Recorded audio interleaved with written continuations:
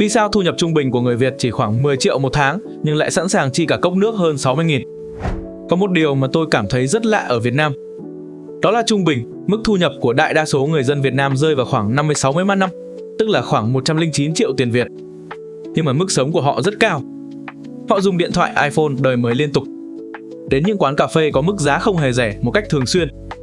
Đi ông sắm đồ rất nhiều dù giá cả ở đó không hề rẻ.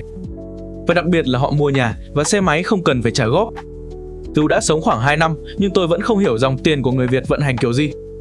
Tôi hiểu là ở thành phố lớn thì thu nhập sẽ cao hơn, nhưng dù vậy vẫn thấy khá khó hiểu khi nhìn mức sống của người dân cao hơn so với thu nhập của họ. Có lẽ đây là khác biệt trong cách tiêu tiền và ưu tiên cuộc sống giữa hai nước. Người Việt thường sẵn sàng chi mạnh cho những thứ mình dùng hàng ngày như điện thoại, xe cộ hay việc ăn uống, miễn là cảm thấy đáng giá. Nếu mà nói về rẻ, thì tôi thấy dịch vụ viễn thông và đồ uống của Việt Nam là rẻ thôi. Tâm sự của một người Nhật đang sống tại Việt Nam được Team Tài Hèn biên dịch lại.